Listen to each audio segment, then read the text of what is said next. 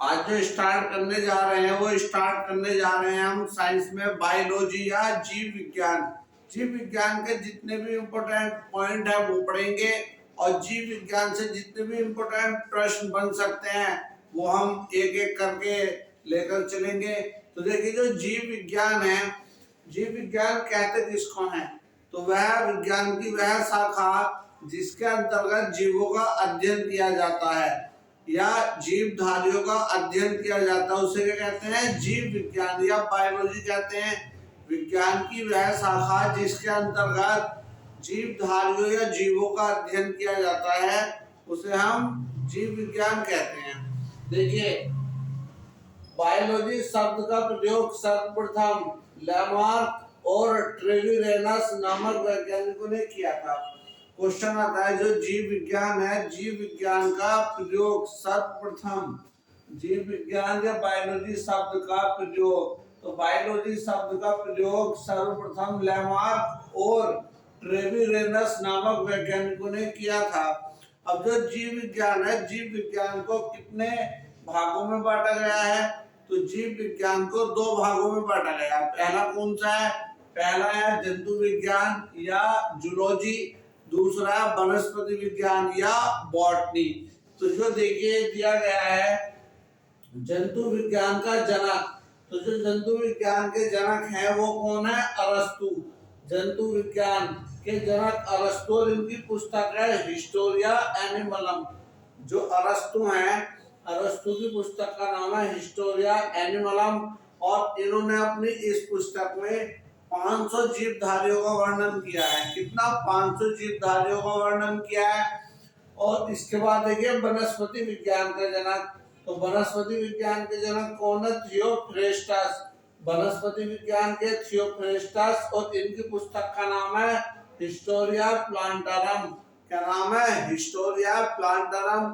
इन्होंने अपनी इस पुस्तक में 500 प्रकार के पौधों का वर्णन किया है। नेक्स्ट है चिकित्सा शास्त्र के जनक, तो चिकित्सा शास्त्र के जनक कौन है? हिप्पोक्रेटस। चिकित्सा शास्त्र के जनक कौन है? हिप्पोक्रेटस। तो तीनों ही जो है इम्पोर्टेंट जनक हैं और कई बार एग्जाम में आए। और जब आप वीडियो देखते हो तो वीडियो को लाइक और शेयर जरूर कीजिए। जिन्होंने अभी चैनल सब्सक्राइब नहीं किया तो सब्सक्राइब कीजिए। देखिए फिर से याद करते हैं जो हमारे जंतु विज्ञान है, जंतु विज्ञान के जनक कौन है? अरस्तु। वीडियो को शेयर करते चलिए। जंतु विज्ञान के जनक अरस्तु, अरस्तु की पुस्तक का नाम क्या है? हिस्टोरिया एनिमलम। इसके बाद वनस्पति विज्ञान के जनक थियोफ्रेस्टस और इनकी पुस्तक का नाम क्या है? हिस्टोरिया प्लांटारम। नेक्स्ट है चिकित्सा शास्त्र, चिकित्सा शास्त्र के जनक कौन है? हिप्पोक्रेटस। कौन है? हिप्पोक्रेटस। अब देखिए जीवों का वर्गीकरण, जब जीवों का वर्गीकरण किया गया तो यहाँ अलग अलग जो वैज्ञानिक जो साइंटिस्ट हैं उन्होंने अपने अपने मत दिए। तो इसमें देखिए सबसे पहले जो आएगा जीवों का वर्गीकरण, तो कैरोलिस लिनियस, कैरोलिस लिनियस ने द्विनाम पद्धति की संकल्पना प्रस्तुत की। पूछा जाता है कि द्विनाम पद्धति, द्विनाम पद्धति की जो संकल्पना है वो किसने प्रस्तुत की थी? तो द्विनाम पद्धति की संकल्पना कैरोलस लिनियस ने प्रस्तुत की थी। इसके बाद जब आगे चलते हैं देखिए लिनियस ने अपनी प्रसिद्ध पुस्तक सिस्टमा नेचुरी, क्या नाम है? लिनियस ने प्रसिद्ध पुस्तक सिस्टमा नेचुरी में जीव जातियों को दो वर्णों में बांट दिया। कौन कौन सा? पादप जगत, जंतु जगत। तो पादप जगत और जंतु जगत। देखिए आर.एच. विटेकर ने सजीव जीवधारियों को 5 जगत प्रणाली में विभाजित किया है। किसने? आर.एच. विटेकर ने जीवधारियों को 5 जगत प्रणाली में विभाजित किया। अब ये 5 जगत प्रणाली कौन कौन सी हैं? पहला देखते हैं मोनेरा जगत, दूसरा प्रोटिस्टा, तीसरा कवक या फंगी, फोर्थ हमारा पादप और फिफ्थ हमारा जंतु। तो ये जो 5 जगत प्रणाली है ये किसके द्वारा दी गई? आर.एच. विटेकर के द्वारा ये प्रणाली दी गई।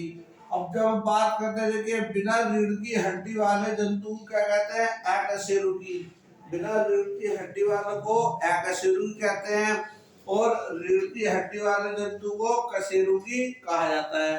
रीढ़ की हड्डी वाले को जो जंतु होते हैं कशेरुकी और बिना रीढ़ की हड्डी वाले जंतुओं को अकशेरुकी कहा जाता है। अब जो 5 जगत है इनमें हम सबसे पहला कौन सा पढ़ेंगे? मोनेरा जगत। तो जो हमारा मोनेरा जगत है, देखिए सभी प्रोकैरियोटिक जीवों को स्थान दिया गया है।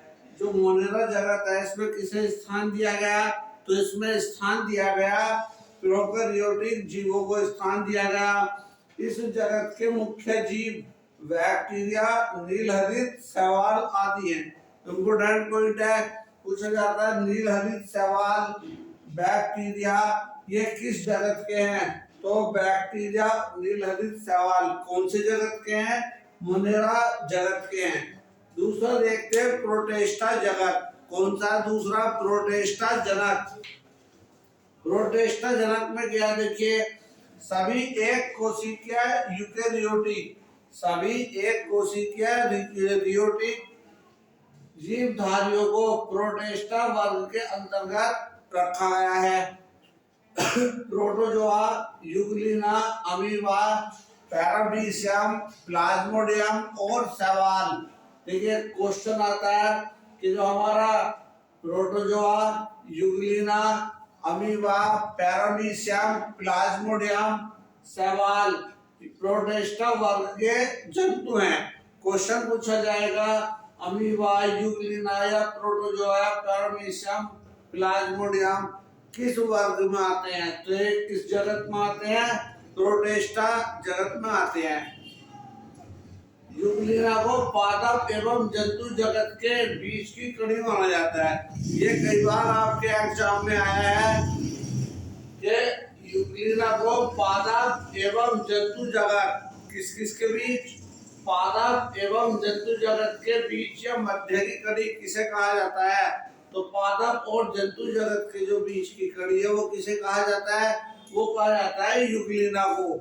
नेक्स्ट है एंड अमीबा हिस्टोलिका, मानव की बड़ी आंत में पाया जाने वाला परजीवी है। यह मानव में 35 रोग उत्पन्न करता है या फैलाता है। देखिए इंपॉर्टेंट है, कई बार एग्जाम में आया ये भी कि एंड अमीबा हिस्टोलिका कहाँ पाया जाता है? मानव की बड़ी आंत में। और ये क्या करता है? ये परजीवी है जो मानव में 35 रोग उत्पन्न करता है। अगला है देखिए प्लाज्मोडियम। जो प्लाज्मोडियम परजीवी है ये मलेरिया रोग उत्पन्न करता है। तो मलेरिया रोग उत्पन्न करने वाला परजीवी कौन सा है? तो प्लाज्मोडियम परजीवी है। नंबर 3 पे आता है कवक जगत या फंगी। तो जो कवक जगत है इसके अध्ययन को माइकोलॉजी कहा जाता है। क्वेश्चन आता है कि जो फंगस ये हमारा कवक है जिसे फंगी भी बोलते हैं, तो कवक के अध्ययन को क्या कहते हैं? तो कवकों के अध्ययन को क्या कहते हैं? माइकोलॉजी। क्या कहते हैं? माइकोलॉजी। नेक्स्ट है इसके अंतर्गत सामान्य छत्रक या मशरूम तथा कुकुरमुत्ता आते हैं। क्वेश्चन पूछा जाता है मशरूम और कुकुरमुत्ता ये किस जगत में आते हैं? कवक में। किस जगत में आते हैं? मशरूम और कुकुरमुत्ता तो आते हैं कवक में। कवकों में पर्णहरित अनुपस्थित होता है। कवकों में पर्णहरित अनुपस्थित होता है।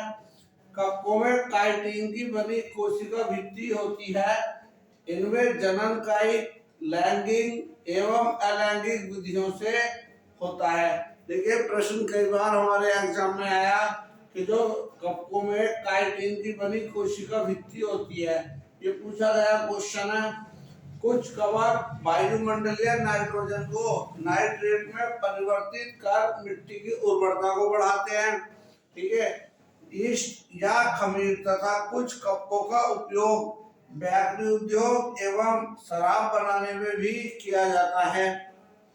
एथलीट फूड, धोबी ईच, रिंगवॉर्म, आलू का ब्लैक वाट, आलू का अर्ली ब्लाइट आदि कवक जन्य रोग हैं।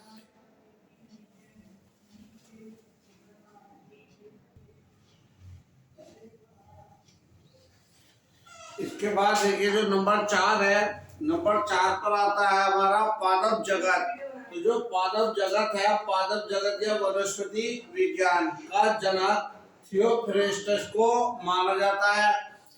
शैवाल, ब्रायोफाइटा, जिम्नोस्पर्म तथा एंजियोस्पर्म इस जगत में आते हैं। कौन कौन? शैवाल, ब्रायोफाइटा, जिम्नोस्पर्म तथा एंजियोस्पर्म इस जगत में आते हैं।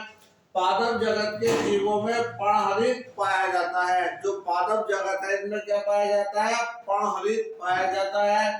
शैवाल के अध्ययन को फाइगोलॉजी कहा जाता है। इंपोर्टेंट पॉइंट है कि शैवाल के अध्ययन को क्या कहा जाता है? फाइगोलॉजी। शैवाल को काई भी कहते हैं। क्या कहते हैं? काई। देखिए, संसार में सबसे ज्यादा लगभग 90% प्रकाश संश्लेषण शैवालों द्वारा संपन्न होता है। इंपोर्टेंट पॉइंट है, संसार में सबसे ज्यादा 90% प्रकाश संश्लेषण शैवालों द्वारा संपन्न होता है। क्लोरेला शैवाल में ये क्वेश्चन आया हुआ है। क्लोरेला शैवाल में प्रचुर मात्रा में प्रोटीन पाया जाता है। धान के खेत में साइनोबैक्टीरिया शैवाल का प्रयोग जैव उर्वरक के रूप में किया जाता है। इंपोर्टेंट फैक्ट है, धान के खेत में साइनोबैक्टीरिया, क्या नाम है? साइनोबैक्टीरिया शैवाल का प्रयोग जैव उर्वरक के रूप में किया जाता है। नंबर 5 पे आता हमारा जंतु जगत। तो जो जंतु जगत है, जंतु जगत में शंख, Porifera, chordata, Coelenterata, Annelida, arthropoda, Mollusca आदि जंतु आते हैं। कौन कौन? शंख, Porifera, chordata, Coelenterata, Annelida, arthropoda, Mollusca आदि आते हैं। ठीक है, क्वेश्चन आया हुआ है कि पेरिफोरा सबसे छोटा संघ है। इस संघ के जंतु को स्पंज कहते हैं। जो पोरिफेरा है, इस संघ के जंतुओं को क्या कहा जाता है? स्पंज कहा जाता है। संघ कार्डेटा के अंतर्गत उभयचर या एम्फीबिया, ठीक है, जो उभयचर या एम्फीबिया उन्हें कहते हैं, जो पानी में भी रह सकते हैं और थल जमीन पर भी रह सकते हैं, उन्हें उभयचर या एम्फीबिया कहा जाता है। अगला है सरीसृप या रेप्टिलिया। जो रेंगने वाले होते हैं उन्हें सरीसृप या रेप्टिलिया कहा जाता है। पक्षी, स्तनधारी को मैमेलिया आदि वर्ग के जंतु हैं। मेंढक उभयचर वर्ग का प्राणी है। मेंढक क्या है? उभयचर वर्ग का प्राणी है। छिपकली, सार्प, कछुए रेप्टिलिया वर्ग के प्राणी है। ये रेंगकर चलते हैं। पक्षी वर्ग में उड़ने के लिए अगली टांगे पंखों में परिवर्तित हो जाती हैं। इनके मुंह में दांत नहीं होते। मनुष्य स्तनधारी या मैमेलिया वर्ग के यूथीरिया उपवर्ग का प्राणी है। क्वेश्चन आया है, जो मनुष्य है वो किस उपवर्ग का प्राणी है? तो जो मनुष्य है वो यूथीरिया वर्ग का प्राणी है।